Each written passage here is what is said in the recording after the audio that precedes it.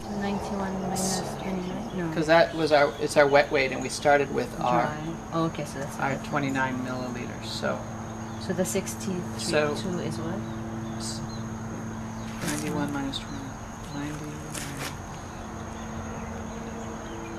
62 grams. So 62 milliliters of water is available in there, or it's still in there. It's probably not completely available.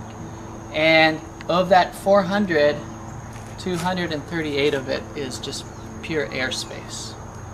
Okay. So if we think about that as far as like a reservoir for water or plants to grow on, we have to water very frequently.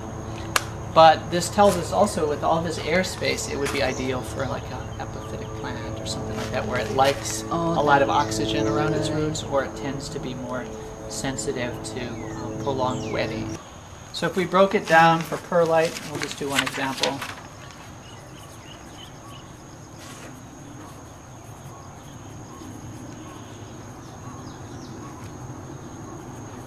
%5 is material, 60% air, and is that 15%? H2O.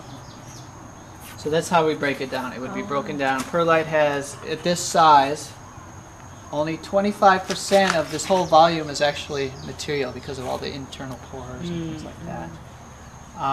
60% is just air sitting inside of our container, and then 15% is actual moisture that can be held. And actually we're still losing moisture, so it's going to be less than that when all is said and done. So we're into talking a little bit about irrigation because it kind of closely relates. If we look in this area, what do we see besides chaos and weediness? We see a lot of different size plants, a lot of different size containers. A really well-designed nursery would have more uniform plants and containers on the same cycles for their irrigation. So because what's happening here is we have overwatering in some plants and underwatering of others, and that's because our valve that comes on here is controlling a really wide area.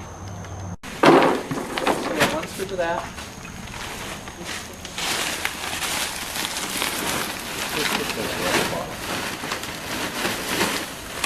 Especially on the food, it's about the same, yeah? Maybe just go with coconut. And you put in there. So that's it.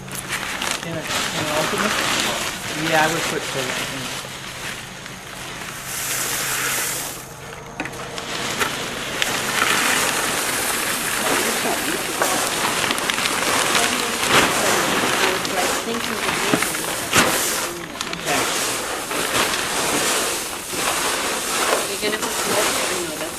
This is good for now. It's pretty moist already. So that would be orchid. Well, no, I'm just using this as an example. So now if you hold this in your hand and you feel how light it is, it gives you a sense of... Cannot feel, you get the glove on. Yeah. I can feel it. Yeah, it's fine.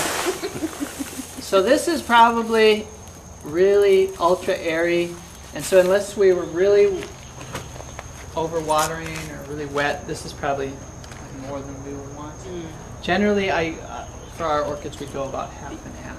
Half and half? So one? No. Yeah, so now we would put one more bucket of that in it. Oh, okay. So why don't we try one more bucket of that?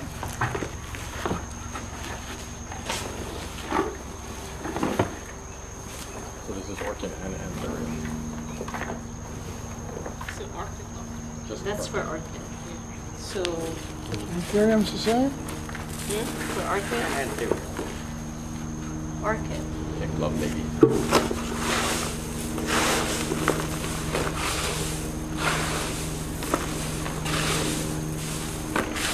Where's the blender? So you're doing a bunch of this. If you got a cement mixer at your house, or something like that is perlite, same kind of thing. And so what this is showing us, aside from some fire ants, is that we have a pretty healthy root system. nice root system. So it's part of your growing process. You know, don't be afraid to look at the roots from time to time, sacrifice a plant or something like that. If you don't see, like in orchids, it's really easy to tell if they're not happy, if they're getting overwatered or something like that. But this kind of blend is really nice for quite a few types of orchids. Some orchid professionals prefer still yet to use the bark, I think it's a fir bark or something. Like the next bud coming up from somewhere over here.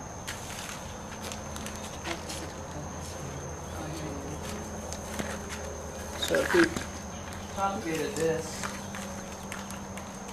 one actually used, it's like bark also.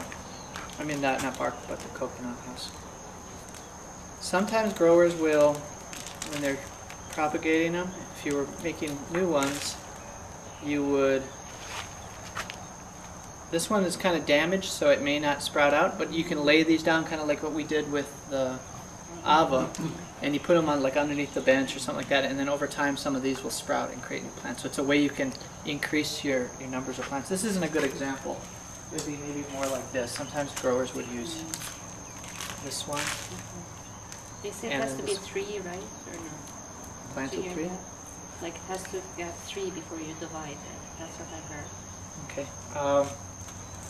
So this will take longer to come versus Yeah, this one 3 will of send them. up Using 3.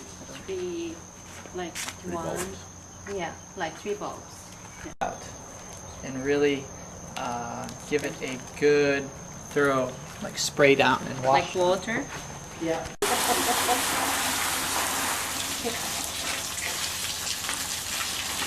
First team guy uses some of this in his mixes. I don't tend to use vermiculite a lot unless there's a specialized kind of use for it, but it will really absorb moistures. So you'd use this instead of the So yeah, this would be more maybe for like some kind of propagation, or it would be a small component in a big mix. Okay. You wouldn't. You wouldn't be like half of Yeah. Yeah, I wouldn't use like half and half Right, or anything yeah. like that. It would be, twice as big in the same container, but we'd have to start watering 4 or 5 times a day or more. So that's not very practical unless we're setting up irrigation. So a bag would be a nice method. If you're Nona, you will fill the bag up because she loves her plants and wants them to be so happy. Some of us will probably fill it about half of the way up. And this is the case where you can fill it up halfway and then you can always pot it up into another size pot. A lot of times growers won't shift from one small size to a monster size because it doesn't make economic sense. Oh, but only for economic sense, right? Yeah. But if you want to make it one time and you don't have to transplant it. There's certain plants that will actually grow better when their root systems are Oh, open. they are. Certain pot homes will grow bigger. Then this root system will be wet, and then when we water it in, we know that this is already wet to begin with. So maybe we'll do that and we'll spray that down. So this comes, I think this is the 3/4. They make it even a smaller size.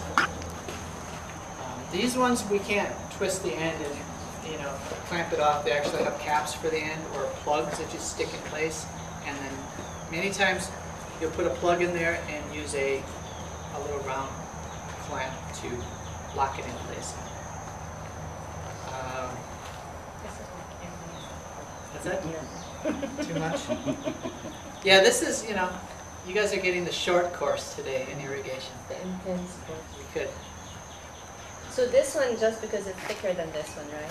Yeah, this one doesn't come with pukas in it. This one has pukas built in for dripping. So this one you have to put. Yeah, so this one we put it. So this is nice so